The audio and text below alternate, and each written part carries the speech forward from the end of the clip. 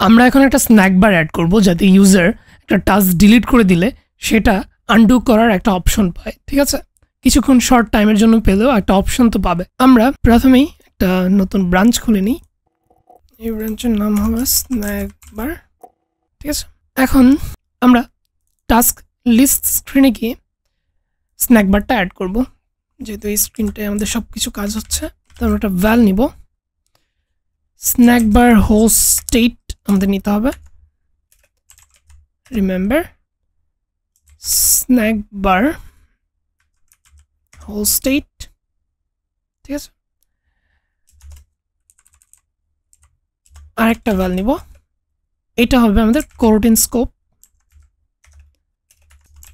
এটা remember কোরোটিন scope. ঠিক আছে, রাইট। এখন আমাদের স্ন্যাক বারটা তো অ্যাড করতে হবে। বেসিকলি স্ন্যাক বার হোস্টটা স্কাফোল্ড অ্যাড করে দিব। ঠিক আছে, স্কাফোল্ড কিন্তু স্ন্যাক বার হোস্টও একটা প্যারামিটার হিসেবে নিতে পারে। তো আমরা এখানে কি দিব, আমাদের স্ন্যাক বার হোস্ট, এখানে আমাদের ভ্যালুটা পাস করব। বাট আমাদের ভ্যালুটা যেহেতু শুধু হোস্ট স্টেট হোল্ড করে, আমরা হোস্ট স্টেটটাতে পাস করব। ঠিক আছে, অলরাইট। এখন আমরা অ্যাকচুয়ালি কোরোটিন স্কোপটা তো আমাদের দেখাতে হবে, সেজন্য আমরা চলে আসব। আমরা কোথায় যেন টাস্ক ডিলিট করছিলাম, অন ডিলিট, রাইট। এখানে আমরা সিম্পলি টাস্কটা ডিলিট করে দিচ্ছিলাম। এখন আমরা টাস্কটা ডিলিটের পর ইউজারকে কোরোটিন স্কোপ দেখাবো। কোরোটিন স্কোপটা লঞ্চ করব। লঞ্চ করে আমরা একটা ভ্যালে রেজাল্টটা স্টোর করব, যাতে আমরা রেজাল্টটা কি হয়েছে সেটা পরে দেখতে পারি। তো রেজাল্টটা কি হবে, স্ন্যাক বার হোস্ট ডট শো স্ন্যাক বার। এখানে আমরা মেসেজ দিব, আমরা যেটা দেখাতে চাই, your to do is deleted. তারপর একটা অ্যাকশন লেভেল দিতে হবে, যে অ্যাকশনটা পারফর্ম করার জন্য যেটা আমরা চাচ্ছি, সো আনডু। তো এটা হচ্ছে শো করবে, অ্যান্ড এটা একটা ডিউরেশন সেট করে দিতে হবে, নাহলে তো ইনফিনিট টাইম এটা থেকে যাবে। তো ওইটা হবে স্ন্যাক বার হোস্ট ডিউরেশন ডট শর্ট দিব আমরা, মোটামুটি শর্ট হলেও একটু টাইম পাবে ইউজার, ইটস নট লাইক একদম ভ্যানিশ হয়ে যাবে আস্তে আস্তেই। তারপর আমরা ইফ চেক দিব। এখন আমরা দেখব রেজাল্টটা, if result is equal to snack bar host result dot action performed হয়, তাহলে আচ্ছা একটা ইকুয়াল দিচ্ছি, দুইটা ইকুয়াল সাইন। তাহলে আমরা কি করব, টাস্ক ভিউ মডেলে যেয়ে আমরা আবার টাস্কটাকে অ্যাড করে দিব 8 দিয়ে। এখন একটু এরর দেখাচ্ছে, কেন দেখাচ্ছে, কারণ আমরা কিন্তু নর্মালি টাস্ক অ্যাড করার সময় কি করি, তো আমরা এখানে কি করছিলাম, টাস্ক ইনপুটটা অন কনফার্মে পাস করছিলাম।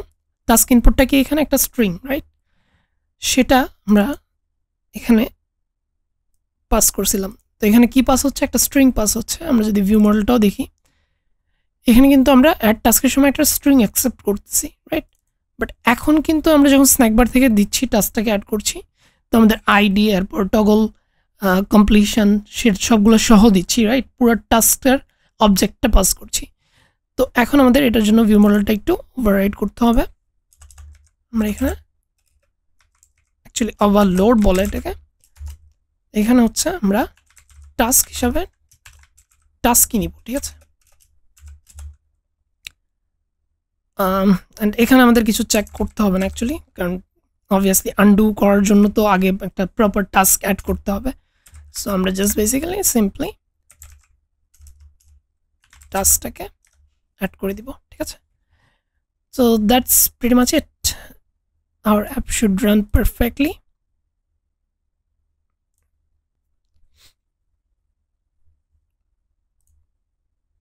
ওকে, আমরা একটা টাস্ক অ্যাড করি।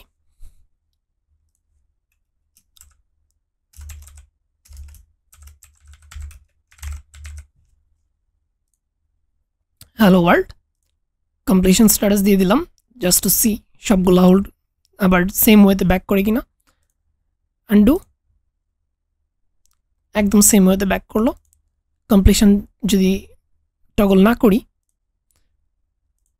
তাহলে কিন্তু টগল না করার সময় ব্যাক করলো, অ্যান্ড অবভিয়াসলি ব্যাক তো করছেই। আচ্ছা, তো আমি pretty much done with snack bar for now, but আমি আপনাদেরকে এনকারেজ করবো নিজেরা একটা স্ন্যাক বার অ্যাড করা ট্রাই করেন। যেমন আপনারা ট্রাই করতে পারেন টাস্ক যখন আমরা অ্যাড করছি সেই জায়গাটাতে একটা স্ন্যাক বার অ্যাড করতে, আন্ডু করে দিতে। বাট আমরা মুভ অন করবো নেক্সট টপিকে।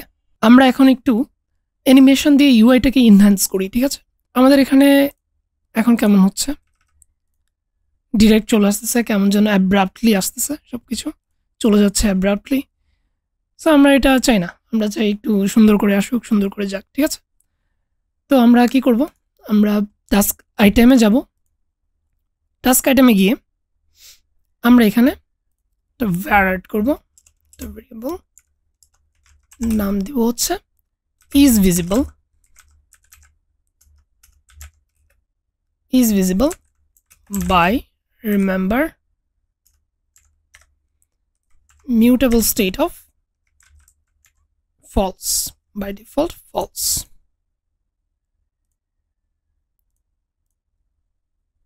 যা যা ইম্পোর্ট করা লাগবে করে নিব। এখন আমরা হচ্ছে লঞ্চড ইফেক্ট আনবো। লঞ্চড ইফেক্ট এখানে প্যারামিটার হিসেবে যাবে ইউনিট আর is visible is equal to true করে দিব, ঠিক আছে?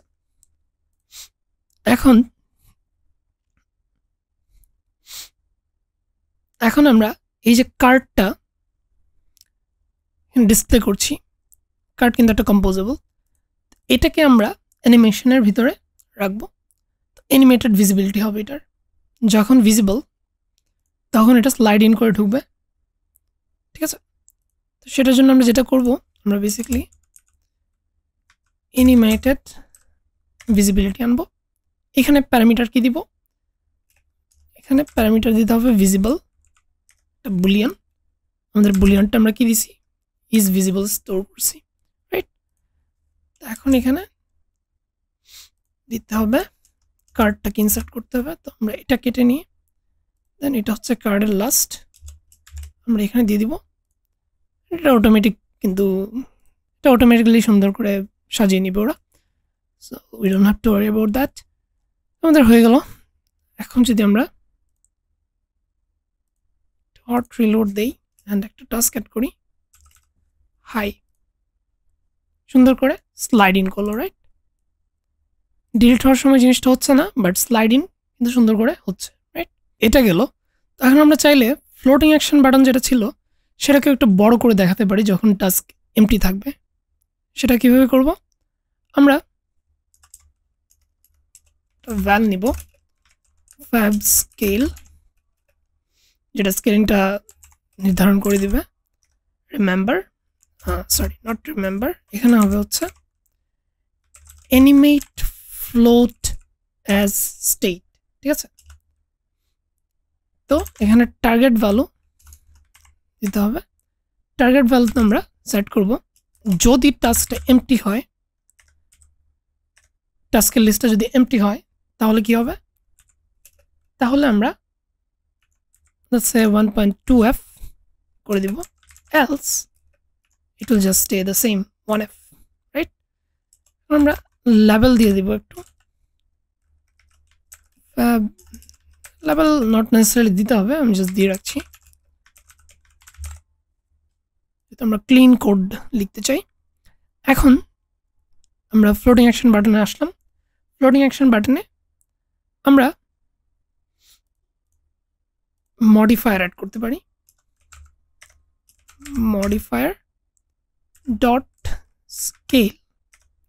স্কেলটা কি, স্কেলটা হচ্ছে ফ্যাব স্কেল, যেটা আমরা অলরেডি লিখছি, তো that is it. We just hot reload, আমরা এটা ডিলিট করি, ফ্লোটিং অ্যাকশন বাটনটা বড় হয়ে গেল। আন্ডু করি, আবার ছোট হয়ে গেল। আন্ডু যদি না করি তাহলে অলওয়েজ বড় থাকবে, ঠিক আছে? আমরা খুবই সিম্পল অ্যানিমেশন অ্যাড করলাম, বাট এগুলো সিম্পল ব্যাপারগুলো ইউআইকে ইনহ্যান্স করতে হেল্প করে অনেক। তো এই ছিল আমাদের অ্যানিমেশন, আমরা স্ন্যাক বার অ্যাড করলাম আর অ্যানিমেশন অ্যাড করলাম হালকা। আমরা নেক্সট এপিসোডে হোপফুলি রুম ডেটাবেস নিয়ে কাজ করব। See you then, tata.